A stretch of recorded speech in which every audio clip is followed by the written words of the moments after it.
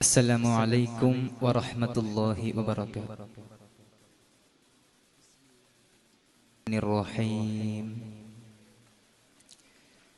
രാജാധികാരിയായ നാഥനിലേക്ക് അനുരാഗത്തിന്റെ ഭാവത്തിലൂടെ റൂഹ് കൊണ്ട് സഞ്ചരിച്ചവരാണ് സൂഫിയാക്കൾ. ഹൂ എന്ന മനോഹരമായ ലഹരിയെ രുചിച്ച് അവർ ഉല്ലസിക്കുന്നത് ബാഹ്യമായ കണ്ണുകൾ കൊണ്ടൊരാൾക്കും തിരിച്ചറിയാനും ലൗകികമായ ചിന്താമണ്ഡലതലം തിരിച്ചറിയാൻ അസാധ്യമാണ്. അവർ ഖൗഫിനെ വധിക്കുകയും ഇഷ്കിനെ ജനിപ്പിക്കുകയും ചെയ്തവരാണ്. നാദാ, ഞാൻ നിന്നെ പ്രേമിക്കുകയാണ്. പരമമായ പ്രേമത്തിനധികാരി നീ മാത്രമാണ് എന്നവർ മാരിഫത്തിന്റെ ലോകത്തിൽ നിന്ന് പറഞ്ഞുകൊണ്ടിരിക്കും. എന്റെ നാഥൻ ഭയമല്ല, പകരം സ്നേഹമാണ് എന്നവർ പറഞ്ഞുകൊണ്ടേയിരിക്കും. മൻസൂർ പുത്തനത്താണിയുടെ വരികളിലൂടെ ഇതിവൃത്തം ഫനാ. നിന്റെ റബ്ബല്ല, നിന്റെ റബ്ബല്ല, നിന്റെ റബ്ബല്ല, എന്റെ റബ്ബ് വേറെയാണടോ. എന്റെ റബ്ബെന്ന സ്നേഹമാണ്, പേടിയല്ലടോ. നിന്റെ റബ്ബല്ല, എന്റെ റബ്ബ് വേറെയാണടോ. എന്റെ റബ്ബെന്ന സ്നേഹമാണ്, പേടിയല്ലടോ. നിന്റെ റബ്ബല്ല, എന്റെ റബ്ബ് വേറെയാണടോ. എന്റെ റബ്ബെന്ന സ്നേഹമാണ്, പേടിയല്ലടോ. എന്റെ റബ്ബെന്ന സ്നേഹമാണ്, പേടിയല്ലടോ. അബ്ദിനോടെന്നും കാരുണ്യം റാഹിമാണടോ. പിഴവന്നോൻക്കും തൗബക്ക് ബാബ് തരുമടോ. അബ്ദിനോടെന്നും കാരുണ്യം റാഹിമാണടോ. പിഴവന്നോൻക്കും തൗബക്ക് ബാബ് തരുമടോ. ഇന്നെന്നിലുള്ള എല്ലാം അത് അവൻ തന്നെടോ. എന്നിലോനാണടോ. നിന്റെ റബ്ബല്ല, നിന്റെ റബ്ബല്ല, നിന്റെ റബ്ബല്ല, എന്റെ റബ്ബ് വേറെയാണടോ. നീ മനസ്സിലാക്കിയ റബ്ബല്ല എന്റെ റബ്ബ്. എന്റെ റബ്ബെന്നാൽ സ്നേഹമാണ്. അവൻ സ്നേഹിക്കാൻ മാത്രം കഴിയുന്നവനാണ്. നാഥനെ ഭയമായി കാണുന്നവരുടെ ചിന്താഗതിയെ മാറ്റിമറിക്കാനാണ് ഈ വരികൾ പ്രേരിപ്പിക്കുന്നത്. അടിമകളോടേറ്റവും കാരുണ്യം ചൊരിഞ്ഞുകൊണ്ടിരിക്കുന്നവനാണ് അവൻ. അവന്റെ ഏറ്റവും വലിയ കാരുണ്യമാണ് നീ എന്ന നീയും ഞാൻ എന്ന ഞാനും. എന്നിട്ടും അവനെ ഭയമായി കാണുന്ന നീ കണ്ട റബ്ബല്ല എന്റെ റബ്ബ്. സ്നേഹമാണ്, പേടിയല്ലടോ. നരകത്തെ മാത്രം മോദി നടക്കല്ലേടോ. നീ അവനെ ഭയമായിട്ട് പറയുന്നടോ. സ്വർഗത്തെ കൊതിച്ചിട്ട് വണങ്ങല്ലേടോ.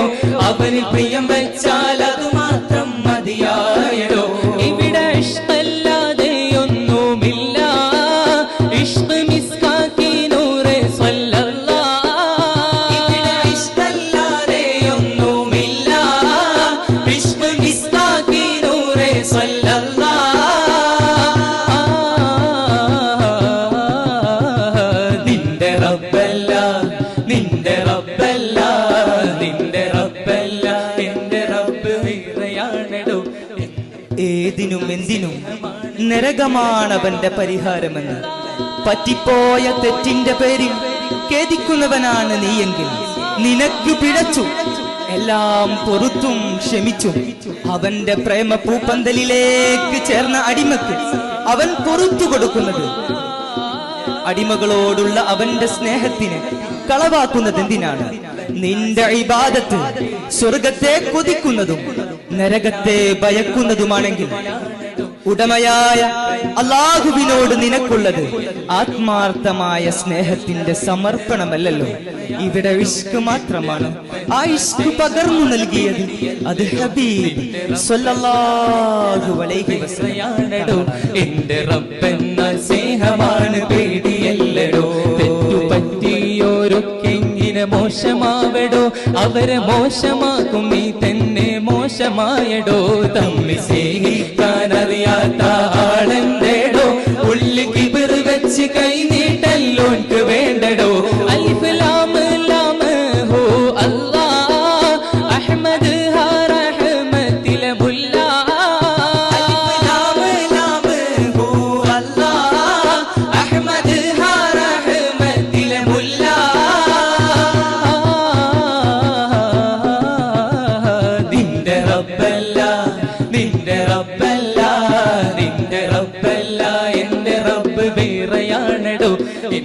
തെറ്റുപറ്റിയവരെ മോശമാക്കുന്ന നമ്മൾ സ്വയം മികച്ചവരാണ് എന്ന ധാരണയാണ് കാരണം. പകരം എന്നെക്കാൾ മികച്ചവനാണ് അവനെന്ന് ധരിച്ചാൽ ഏറ്റവും മികച്ചവന്റെ സ്നേഹം രുചിക്കാൻ നമുക്ക് സാധിക്കും.